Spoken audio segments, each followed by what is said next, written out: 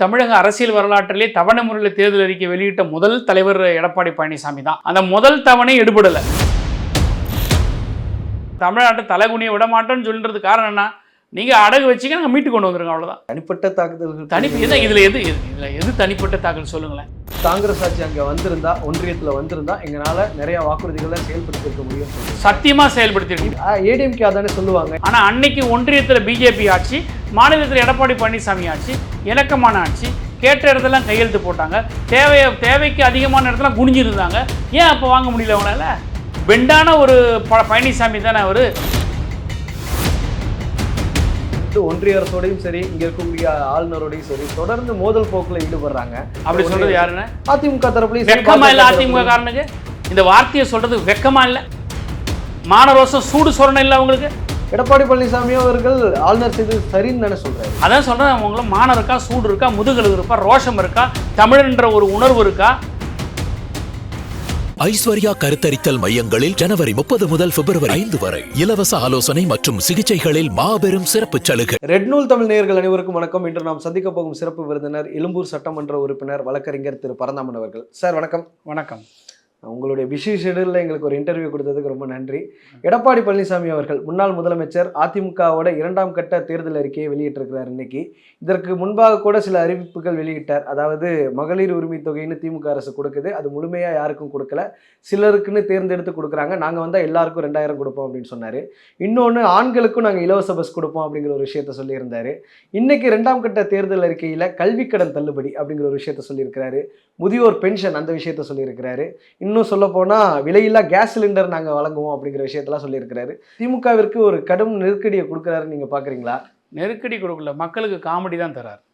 ஏன்னா நீங்கள் இத்தனை திட்டங்களை பற்றி சொன்னீங்க, இப்போ வரிசையாக அடிக்கிட்டு இருக்குது. இது ஆல்ரெடி திராவிட முன்னேற்ற கழகத்தினுடைய அரசு வந்து இதை கொடுத்துக்கிட்டு தான் இருக்குது.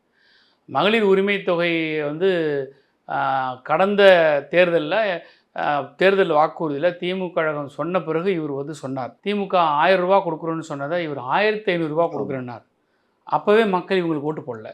ஏன்னா இவர் சொன்னால் செய்ய மாட்டார்ன்றது அந்த கிரெடிபிலிட்டி வந்து எடப்பாடி பழனிசாமி மேலே மக்கள் மத்தியில் கிடையாது.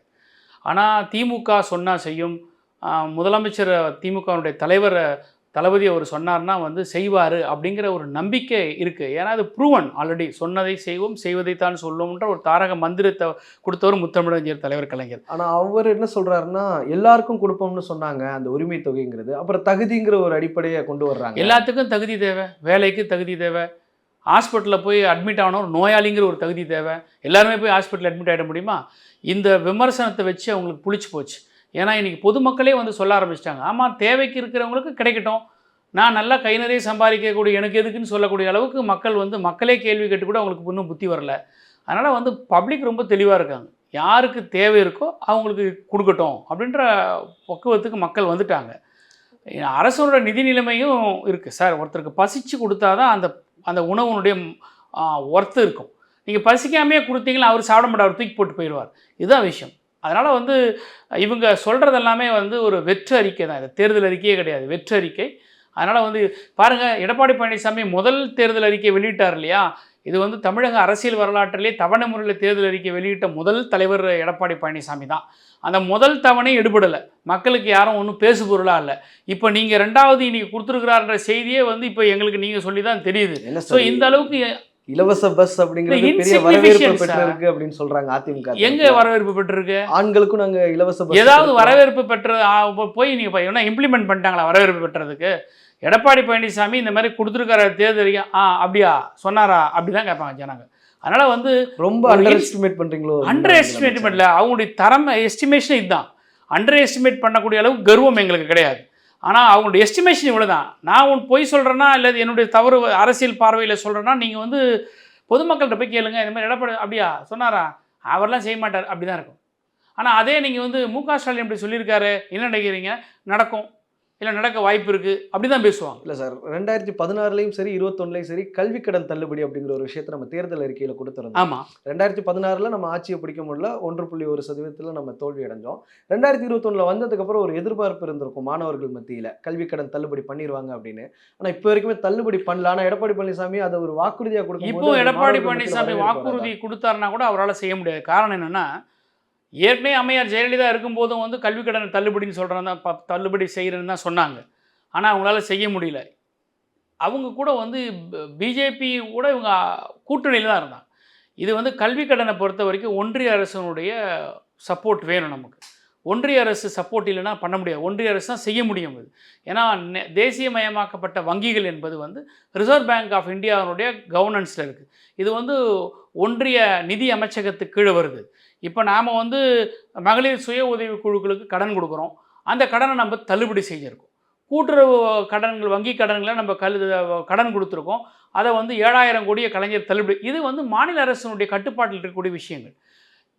மாணவருடைய கல்வி கடன் நாங்கள் தள்ளுபடி செய்வதற்கான நடவடிக்கை எடுக்கப்படும் சொன்ன விஷயங்கள் வந்து ஒன்றிய அரசு நாங்கள் அமைந்த அல்லது நாங்கள் விரும்பிய அல்லது மக்கள் விரும்பிய, தமிழ்நாட்டு மக்கள் விரும்பிய ஒன்றிய அரசு அமைந்திருக்குமே. ஆனால் இதை திமுக சாதிச்சு காட்டியிருக்கோம்.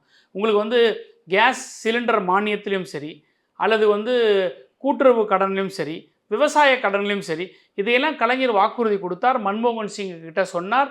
மன்மோகன் சிங் வந்து அப்போ ப. சிதம்பரம் நிதியமைச்சராக இருந்தார். இந்த தமிழ்நாட்டினுடைய ஸ்கீமு இந்தியாவுக்கு இம்ப்ளிமெண்ட் பண்ண வேண்டிய விஷயமா அது. இதை எடப்பாடி பழனிசாமி கடந்த காலத்தை கோட்டை விட்டுட்டாரே. நேற்று காலையில் தொடங்கப்பட்ட கட்சியினையும் நாளைக்கு ஆட்சிக்கு வர்றதுக்காக துடிக்கக்கூடிய ஒரு தலைவர் அல்ல எடப்பாடி பழனிசாமி. அம்மையார் விட்டு சென்ற எஞ்சிய காலத்தை நிறைவேற்றிய ஒரு முதலமைச்சராக இருந்தவர். அன்கண்டிஷனல் சப்போர்ட்டு பிஜேபி கொடுத்தவர். இணக்கமாக இருந்தால் தான் நம்ம சாதிக்க முடியும்னு சொல்லியிருந்தவங்க ஏன் செய்யல அதை? நீங்கள் விரும்பின ஆட்சி, அதாவது காங்கிரஸ் ஆட்சி அங்கே வந்திருந்தா, ஒன்றியத்தில் வந்திருந்தா எங்களால் நிறைய வாக்குறுதிகளை செயல்படுத்தியிருக்க முடியும்னு சொல்கிறீங்க. சத்தியமாக செயல்படுத்தியிருக்க முடியும். இப்போ ஏடிஎம்கே அதானே சொல்லுவாங்க, எங்களுடைய கூட்டணி ஆட்சி அங்கே இருக்குது, நாங்கள் இங்கே ஸ்டேட்டில் ஆட்சிக்கு வந்தால் எங்களால் வேணுங்கிற திட்டங்களை தமிழ்நாட்டுக்கு. கரெக்ட், அதான் நான் சொல்கிறேனே. ஆட்சிக்கு வராத இருந்து இப்போ தான் வரப்போகிறாங்க அப்படின்னு ஒரு அந்த நிலைமை இருந்து இவங்க இந்த பதில் சொல்லியிருந்தாங்கன்னா, இந்த கூட்டுற வச்சுருந்தாங்கன்னா நம்ம ஏற்றுக்கலாம். சார், ஆல்ரெடி நீங்கள் கவர்மெண்ட் இருந்தீங்க. நீங்கள் ஜெயலலிதா அம்மா 2016 இருந்தாங்க. அவங்க இறந்த பிறகு மீதி இருக்கக்கூடிய பீரியடில் நீங்கள் இருந்தீங்க. அதான் சொன்னேன், அன்கண்டிஷனல் சப்போர்ட் கொடுத்தீங்க. உங்களுடைய கூட்டணியில் இருக்கக்கூடிய பாஜக தான் ஆட்சியில் இருந்தது. நீங்கள் அப்போ பஸ்ஸை மிஸ் பண்ணிட்டீங்களே, செய்யவே இல்லையே. இப்போ எப்படி மக்கள் நம்புவாங்க உங்களை? இப்போ தானே சார் டபுள் இன்ஜின் அப்படிங்கிற ஒரு வார்த்தையெல்லாம் ஏற்கனவே டபுள் இன்ஜின் தானே அது. ஏற்கனவே டபுள் இன்ஜின் சர்க்கார் என்று தமிழ்நாட்டுக்கு வேணால் இப்போ சொல்கிறது புதுசாக இருக்கலாம். ஆனால் அன்னைக்கு ஒன்றியத்தில் பிஜேபி ஆட்சி, மாநிலத்தில் எடப்பாடி பழனிசாமி ஆட்சி, இணக்கமான ஆட்சி. கேட்ட இடத்துலாம் கையெழுத்து போட்டாங்க. தேவைக்கு அதிகமான இடத்துல குனிஞ்சிருந்தாங்க. ஏன் அப்போ வாங்க முடியல அவங்களால? பெண்டான ஒரு பழனிசாமி தானே அவர். அப்போ அவர் வாங்கியிருக்கலாமே அப்போவே, ஏன் அப்போ வாங்கலை? அப்போ இப்போ புதுசாக இப்போ வந்து அத்தைக்கு எப்போ மீசம் முடியுது, நான் சித்தப்பானை எப்படி கூப்பிடுறது? தனிப்பட்ட தாக்குதல்கள். இதில் எது தனிப்பட்ட தாக்குதல் சொல்லுங்களேன். நான் சொன்னதில் எது தனிப்பட்ட தாக்குதல்? தமிழ்நாட்டை அடகு வச்சுட்டின்னு தான் சொல்லுங்கள். தமிழ்நாட்டை தலைகுனியை விட மாட்டேன்னு சொல்கிறது காரணம் என்ன? நீங்கள் அடகு வச்சிங்க, நாங்கள் மீட்டு கொண்டு வந்துருங்க, அவ்வளோதான்.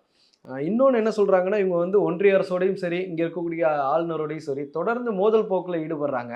அப்படி இருக்கும்போது தமிழ்நாட்டில் எப்படி இவங்க செயல்படுத்தணும்? அப்படி சொல்கிறது யாரு தரும்? அப்படி சொல்கிறது யாருன்னு? அதிமுக தரப்புலையும் வெக்கமா இல்லை? அதிமுக காரனுக்கு இந்த வார்த்தையை சொல்கிறது வெக்கமா இல்லை? தமிழ்நாட்டு அரசாங்கம் வந்து ஆளுநரோட மோதல் போக்கு கடைபிடிக்குன்னு சொல்கிற யாராக இருந்தாலும் வெக்கம் இல்லை அவங்களுக்கு? மானரோசம், சூடு சொரணம் இல்லை அவங்களுக்கு? இப்போ சட்டமன்றத்திலே அவர் வெளியேறாரு. இல்லை சார், சூடு சொரணம் இருக்கான்னு கேட்குறேன், மானம் இருக்கான்னு கேட்குறேன்.